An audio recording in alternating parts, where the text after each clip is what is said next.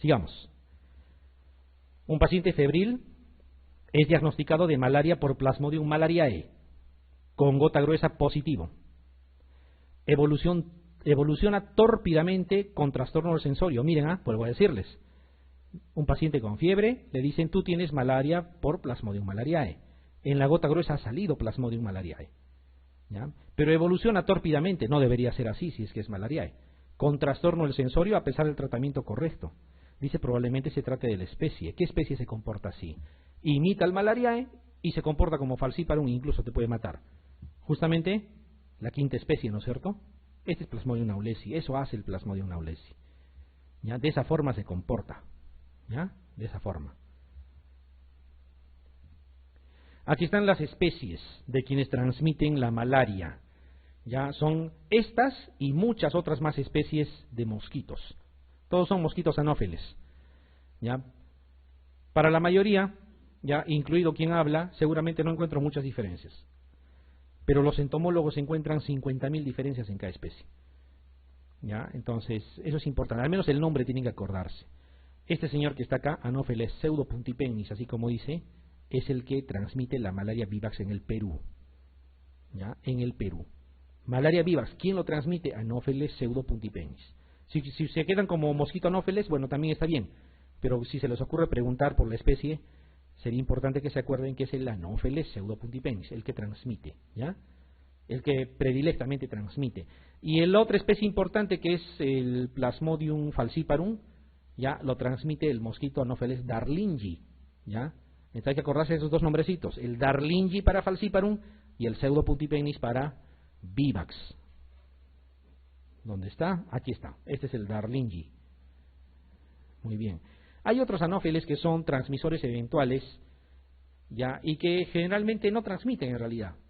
Es por eso de que hay personas que les van a decir, a mí me pican un montón de zancudos, a mí no me pasa nada. ¿Ya? O sea, haciendo todavía alarde de que supuestamente son inmunes. No, no es tanto así. Lo que pasa es que te puede picar un montón de mosquitos y no todos los mosquitos transmiten. ¿Ya? No todos los zancudos son anófeles de esa especie. ¿Ya? Pero sí lo que es cierto es que existe una inmunidad parcial cuando existe cuadros a repetición. Si yo hice malaria y volví a hacer malaria y una vez más, esas infecciones ya no van a ser tan floridas clínicamente. De repente presento algo de cefalea, algo de malestar, nada más. ¿Ya? Entonces, a eso hay que acordarse. Hay una inmunidad parcial con las infecciones a repetición. Pero no es total la inmunidad, es parcial. Y que con el tiempo se pierde. Si dejo de infectarme y me alejo de la zona, en una década, por ejemplo, seguramente he perdido y es casi como primoinfección la que voy a volver a hacer si es que me expongo nuevamente. Bueno, y así, aquí está el Benarrochi, por ejemplo, es otro que comúnmente se captura y que al final no es el causante. Y este señor es el temido Anopheles gambiae. El Anopheles gambiae es el que transmite la malaria falciparum en el África. ¿Qué particularidad tiene este Anopheles gambiae? Que es un mosquito que se adapta fácilmente a cualquier entorno que encuentre. Se ha descrito veces de que ha viajado en aviones, por ejemplo. O sea, en carga, en barcos, ¿ya? Y ha logrado sobrevivir, a pesar de que ha estado alejado de su entorno. ¿Ya? Incluso ha producido enfermedad fuera, lejanamente a donde originariamente es. Y otra característica es de que tolera muy bien los insecticidas. Tanto han usado insecticidas en este mosquito que ha adaptado su organismo y es, así como mosquito ya, es resistente a la mayoría de insecticidas. También es un problema el Anopheles gambiae. Es como ya no se puede trabajar por ahí, el humano también ha evolucionado para protegerse en el África del Plasmodium falciparum. ¿Se acuerdan? Lo hemos comentado también, creo. Hay algunas deficiencias enzimáticas que ha adoptado el humano en esas zonas. Una de ellas, la más importante, la deficiencia de glucosa 6-fosfato deshidrogenasa, la deficiencia de piruvato quinasa también participa. Bueno, al final, ¿qué cosas hacen estas deficiencias? Deforman el glóbulo rojo. Y al deformar el glóbulo rojo, ya esos merozoitos que están ávidos de entrar al glóbulo rojo no los reconocen y parcialmente se protegen también. Ya es una forma de protegerse. Muy bien, esta es la historia entonces de los mosquitos. Aquí están las formas evolutivas. El adulto pone huevos. Estos huevos pasan a larvas, de larvas pasan a pupas y de ahí salen nuevamente como adultos. Para este ciclo acuático necesita más o menos un punto de corte de 12 días. ¿Ya? Es por eso que los arrozales, una semanita con agua, otra semanita sin agua, chao, mosquitos, ya no hay. ¿Ya? Porque no tienen el tiempo mínimo necesario para poder completar su ciclo acuático. ¿Qué tienen que acordarse de esta metamorfosis? Los nombrecitos. Preguntaron alguna vez. Huevo, larva, pupa. ¿Ya? El Aedes también hace huevo, larva y pupa. El Culex también hace huevo, larva y pupa. Y se parecen. Pero también se diferencian. ¿Ya? Y las diferencias hay que saberlas. Por ejemplo, una diferencia importante es que solamente las especies de anófeles se van a, digamos, colocar en esta posición que estamos mostrando. O sea, de forma horizontal, ¿ya? O si quieren paralela a la interfase aire-agua, paralela, de esta forma, ¿ya? Cuando ustedes ven un criadero o un cuerpo de agua donde puede haber esos mosquitos, generalmente se coge agua o se retira un poco de agua, de una muestra se toma de los bordes. Y a veces ahí ven un montón de larvas. Hay que mirar nomás la larva cómo se pone.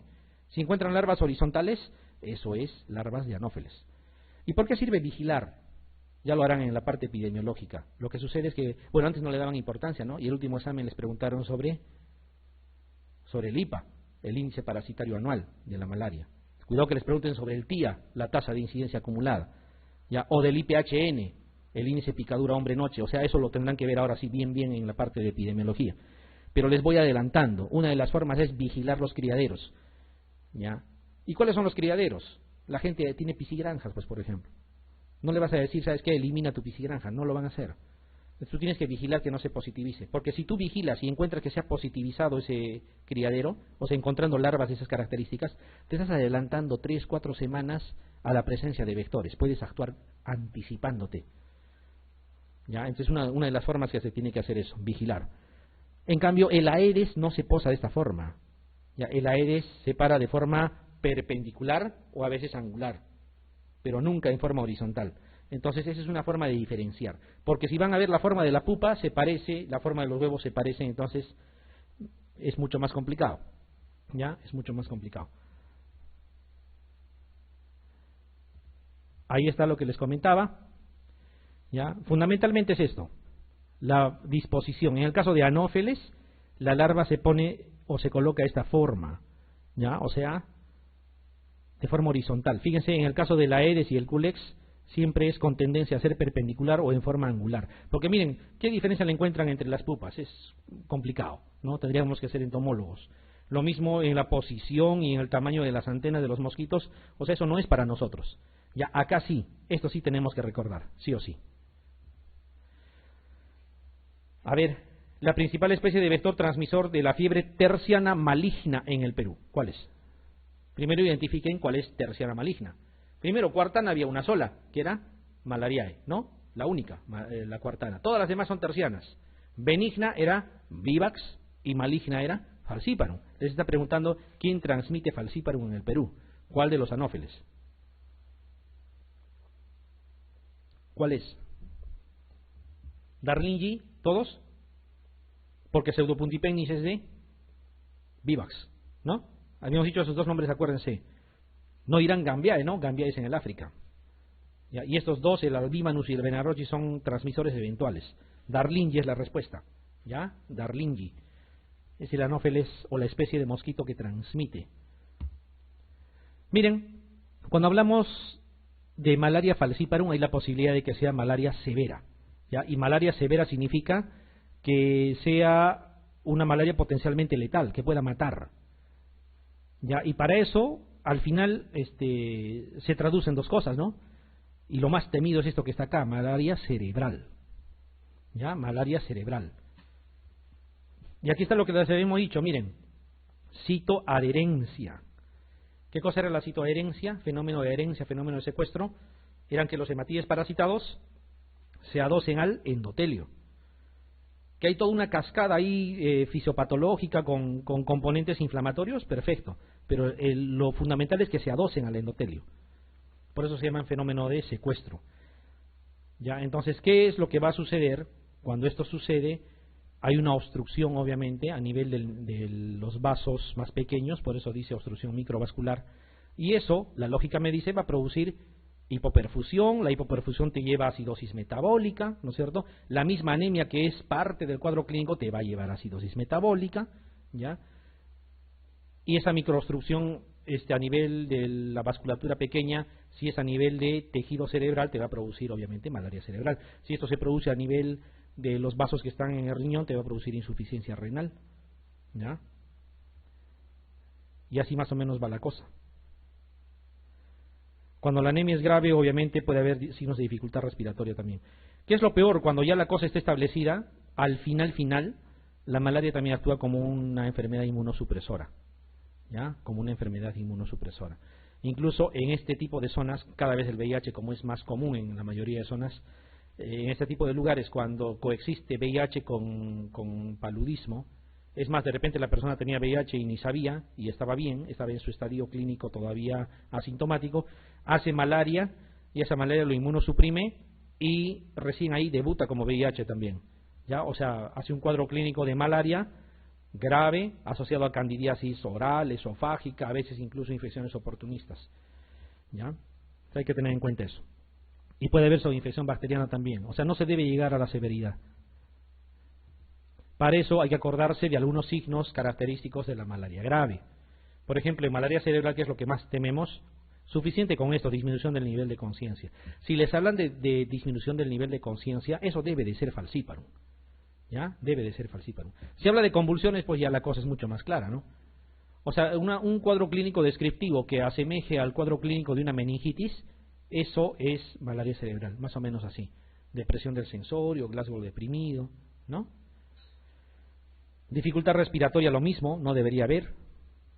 Bueno, postración como tal puede darse en varias especies, ya, pero es un signo de severidad, ya, porque la persona con malaria vivax debería tomar su medicación y seguir haciendo sus actividades también, excepto las horas de crisis de fiebre, pero la postración es un signo de severidad. La hiperparasitemia, lo mismo. La parasitemia lo miden con cruces, media cruz, una cruz, dos cruces, pero hay veces que te ponen 3 o 4 cruces, o sea, hay densidad parasitaria elevada. Eso está condicionando también formas severas. La anemia grave, cuando hay hipoglicemia, esto es importante. Cuando hay hipoglicemia, generalmente también es en el caso de falciparum. Y aquí viene una doble situación. Si tú le pones solamente quinina más clindamicina, y estaría bien, forma severa de malaria, pensando en falciparum, ¿ya? Cuidado, la quinina te puede producir más hipoglicemia. Entonces tienes que darle dextrosa. Así como pones a los hipoglicémicos 5 bolos de dextrosa al 33% por vena, eso mismo se tiene que hacer, ¿ya? O sea, la administración, en otras palabras, de la quinina endovenosa tiene que ser acompañada de bolos de dextrosa para no inducir hipoglicemia, que de repente ya la tiene o que tú la vas a crear con el tratamiento. La ictericia es un signo de severidad, la insuficiencia renal obviamente también, hemoglobinuria, si se da shock. Este es un dato interesante. Es un paciente que está mal y cuando todavía está consciente ni siquiera sed tiene, ¿ya? Es un trastorno ya de este sistema nervioso central, está alterando ya funciones, ¿no? Importantes que ni siquiera sed va a tener. Vómitos a repetición. Esto de hiperpirexia es que tú le das el tratamiento, lo mejoras un poco y otra vez vuelve a ser fiebre. Y otra vez vuelve a ser fiebre. O sea, esa situación también no está bien, ¿ya? Todo eso, pero encabezado con malaria cerebral, es lo más peligroso, ¿ya? Y malaria cerebral no hay que esperar pues que esté planchado con Glasgow casi 3, sino basta que haya trastorno del sensorio, disminución del nivel de conciencia, uno tiene que sospechar en esa posibilidad. Entonces, esto es lo que sucede, habíamos dicho, ¿ya? Los glóbulos rojos parasitados se van adheriendo al endotelio, ¿no? Y al adherirse, eso se llama fenómeno de adherencia. ¿Qué va a suceder con el fenómeno de adherencia? Todos los glóbulos rojos parasitados están ahí, adheridos, secuestrados. Por lo tanto, en sangre capilar, las gotas gruesas, así le tome 5, 6, 7, 8, 9, 10, van a salir negativos, ¿ya? Entonces, cuidado, parece malaria complicada, gota gruesa negativa, debe de ser malaria. No lo descartes, no digas, como la gota gruesa salió negativa, lo he descartado. No, es más bien al revés. Cuanto más severa es la malaria por falciparum, más probable que su gota gruesa salga negativa por el fenómeno de secuestro o adherencia. Ya, el endotelio se lo está llevando. Microinfartos, miren. Obstrucción al flujo sanguíneo en la microvasculatura. Esto ya obviamente es en la parte de anatomía ya patológica. Ya, entonces a tener cuidado con esto, que es lo que puede condicionar el fallecimiento del paciente. A ver, vamos a ver. Varón de 24 años que procede de la selva con 10 días de enfermedad, caracterizado por alza térmica. Otra vez, viene de la selva y viene con fiebre. ¿En qué van a pensar? En malaria. Tienen que pensar en malaria. Ya, es más, esta ha sido pregunta de examen no de este año, del año 2013. Ya, así, literalmente, tal cual. Y esta pregunta siempre me voy a acordar porque había un colega que era natural de Iquitos. Ya, y que el tema lo conocía. El tema lo conocía.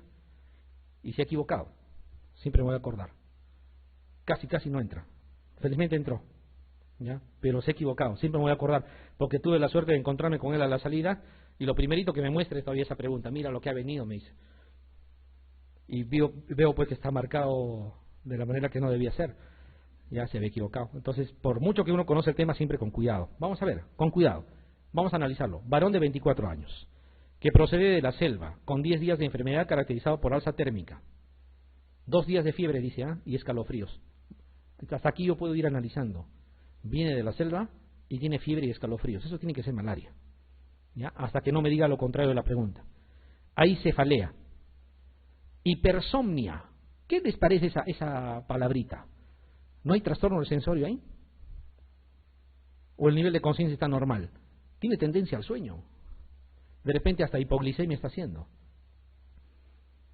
Palidez, pero este otro dato también es de severidad, dice ictericia. ¿Ya? Sino que este doctor lo ha leído de corrido y no se ha percatado, ¿no? Dice, si la sospecha es paludismo, el agente causal es el plasmodium. ¿Qué plasmodium van a poner? Eso es falciparum.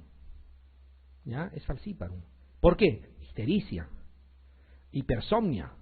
Cefalea puede dar a cualquiera, palidez también, porque produce anemia, pero hipersomnia ya les está hablando de algo. Claro, un poco maleada también la pregunta, ¿no? Porque lo han puesto no muy llamativo, pero cuidado. Pero ictericia, ya la cosa está clara. Ictericia es signo de severidad. Ya, muy bien. En casos de malaria severa por Plasmodium falciparum, es muy probable que el examen de gota gruesa resulte. Vamos a ver. A ver, no han leído el tema, están en el examen y les viene esta pregunta. Están obligados a responder. Ya va a haber un momento para hablar de técnicas de resolución de exámenes, pero yo puedo leer aquí, dice siempre positivo. El siempre no existe en medicina. ¿Cómo va a ser siempre positivo? En otras palabras, es como decir, jamás de los jamases esperaría un resultado negativo. Pase lo que pase. No, yo no confiaría en una alternativa así. La palabra siempre o nunca no existen. Al decir siempre positivo, ya no es esa la alternativa. Y lo contrario, si dice siempre negativo, tampoco. Ambos son absolutos.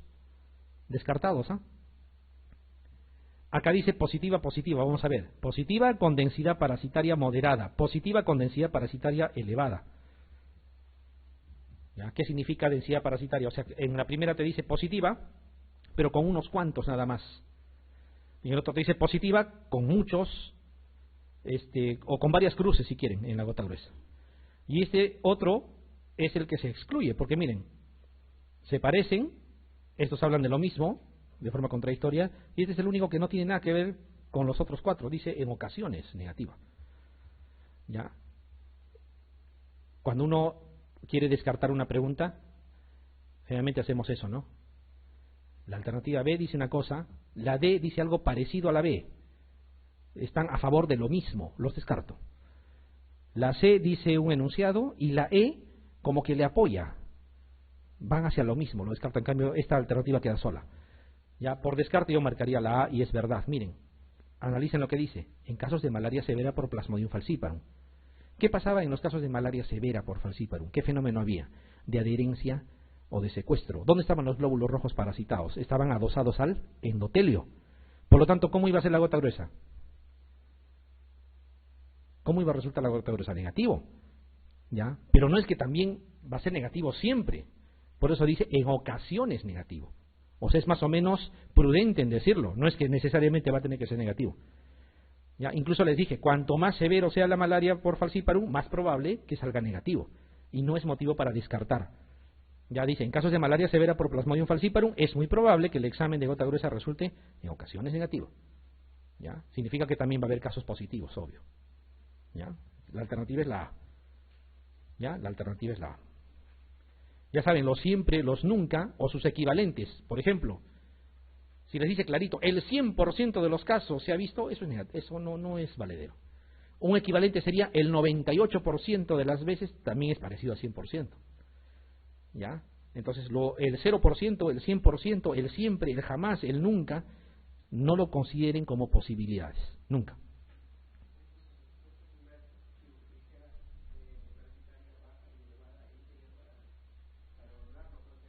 Ah, claro, estas dos de acá podrían invitarte eso. Sí, podrían invitarte eso, porque dice positivo, pero ambos dice positivo. Entonces, miren aquí, positivo, positivo y negativo. ¿Cuál es el que se diferencia el primero? O sea, siempre tienes que buscar. Además, ya cuando hagamos las técnicas de resolución se van a dar cuenta de que hay una secuencia. O sea, primero tienes que aplicar una norma, luego la otra, y si no te sale recién la otra. ¿Ya? Y van a ver que sí, es interesante, pero en su momento. Sobre todo los que van a postular ahora en el examen del 28 de septiembre.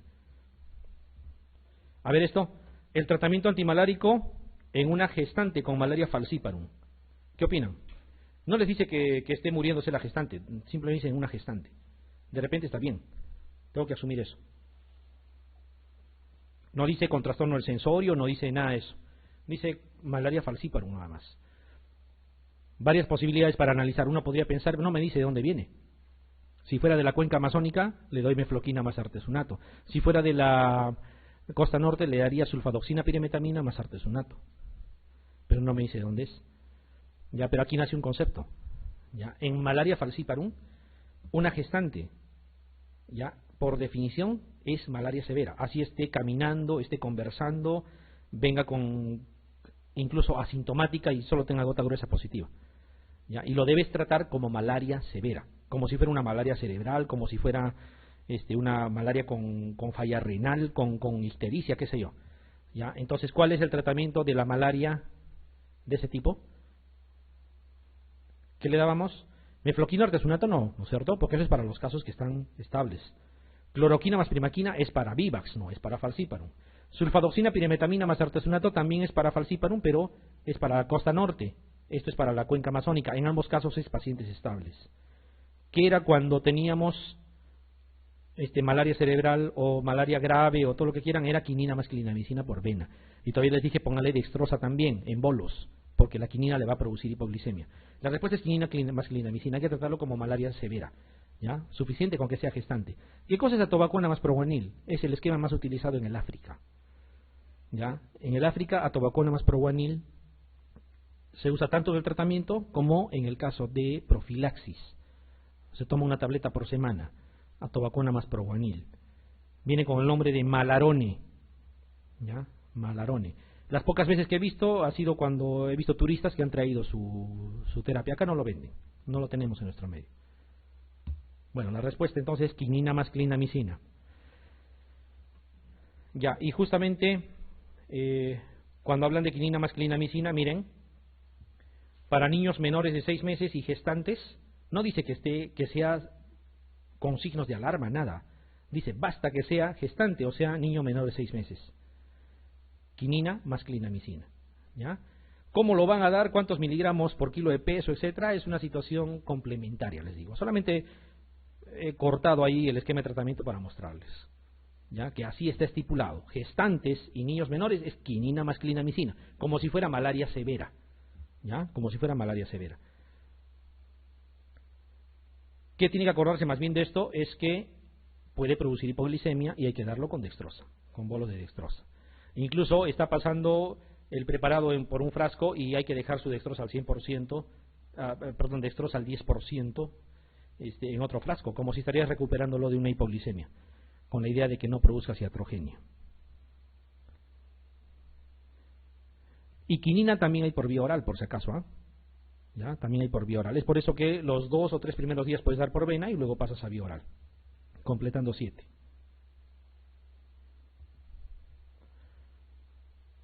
A ver, pregunta que parece complicada.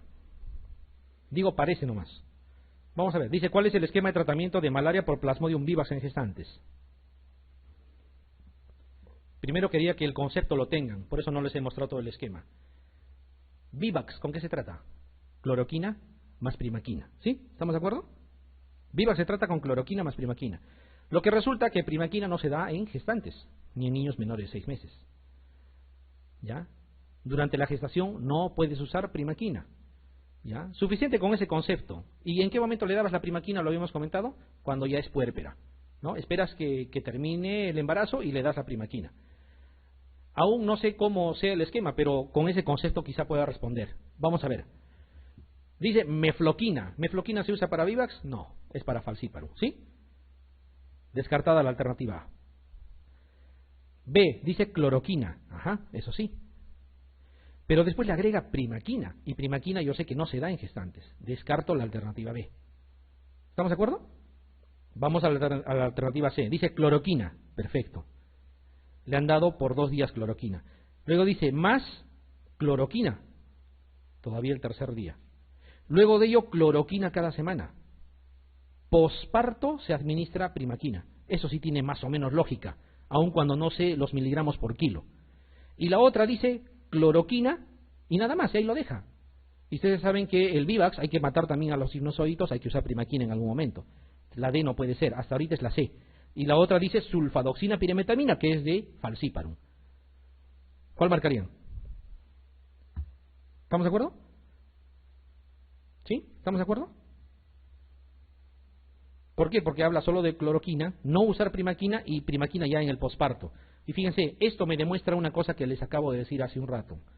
No perdamos el tiempo, salvo que sea extremadamente necesario, memorizando miligramos por kilo, memorizando, sobre todo de tratamientos que no son muy comunes. ¿Ya? Si les hablaran de faringitis estreptocócica, qué sé yo, bueno, puede ser. ¿Ya? Dosis de metamisol puede ser. Pero si me van a hablar, por ejemplo, cuánto se tiene que dar, no sé, de metoclopramida en lugar de dimenhidrinato porque afecta el sistema nervioso central en pacientes que tienen fiebre amarilla, por ejemplo, en la fase crítica, en la fase hemorrágica. Eso lo ven a cada rato. Eso no tiene necesidad que lo estén memorizando. Ya, eso solamente es el concepto. Ya, lo mismo es acá. Ya, ahora vamos a analizar lo que estamos viendo. ¿Qué cosa podemos ver de la alternativa C? Que le dan una dosis de cloroquina, disminuyen a la mitad el tercer día, más o menos eso dice, ¿no es cierto? Luego no le dan nada, le vuelven a dar a la semana ya, otra vez cloroquina. ¿Ya? Y ya en el posparto dan primaquina. Vamos a ver, aquí está el esquema. Este es el esquema natural, el esquema común y silvestre. Justamente es 10 miligramos por kilo, 10 miligramos por kilo, y el tercer día 5 miligramos por kilo. Total 3 días de cloroquina. ¿Ya? En adultos significa dar 4 tabletas y 2 el tercer día. ¿Ya? Ustedes acuérdense simplemente cloroquina hasta el tercer día. Ya habíamos dicho que primaquina se da durante los 7 días. Este es el tratamiento habitual. En la gestante esto no puedo hacer, o sea, primaquina no le puedo dar. Entonces, ¿qué cosa hago? Fíjense, la cloroquina le están dando igualito como siempre se da, 4-4-2, miren, 4-4-2. Esto es en la primera semana, hasta el 7º día. Luego, en las siguientes semanas, semanalmente le están dando una dosis de cloroquina. Siguen con cloroquina, otra semana, otra vez cloroquina. La próxima semana, otra vez y así, hasta que sea puérpera. Cuando es puérpera, recién le dan el tratamiento estándar de primaquina durante 7 días. Ya, eso es lo que se hace. Si yo tengo este concepto, no me importa que me pregunten con miligramos por kilo de peso, yo lo puedo responder, porque el concepto es lo que manda. Ya, porque si no he leído eso y más he memorizado dosis, me puedo confundir hasta con mefloquina, me puedo confundir con sulfadoxina piremetamina. ¿Ya? ¿Estamos de acuerdo entonces? Ya, solamente cloroquina durante el embarazo y en el puerperio se da la primaquina. No hay peligro de la lactancia materna, por eso es que se puede dar. Muy bien. Esta es otra pregunta interesante, dice, en una infección mixta por malaria, Plasmodium, dice Vivax más falciparum. Y ese sí es posible, ¿no? En zonas donde hay las dos cosas, puede la persona tener ambas cosas, ¿no? O sea, Vivax y falciparum también. ¿Cuál de los siguientes esquemas de tratamiento sería el más correcto en un paciente procedente de Ucayali? Dice, o sea, viene de la cuenca amazónica. ¿Qué se les ocurre? A ver. ¿Cuál es el tratamiento de falciparum en un paciente que viene de la cuenca amazónica? Independientemente que sea Ucayali, que sea Loreto o que sea Madre de Dios. Es mefloquina más artesunato, ¿sí? Y ese mefloquina más artesunato, ¿dónde actuaban? En sangre. Por lo tanto, la cloroquina también actúa en sangre, ¿no? Si tú das mefloquina más artesunato, te matas al falciparum y también te matas al vivax que está en sangre. Pero no estás tocando, ¿qué? Los hipnozoitos que están en hígado. ¿Qué cosa le debes agregar? Hay un solo fármaco que actúa ahí. Primaquina, ¿sí o no?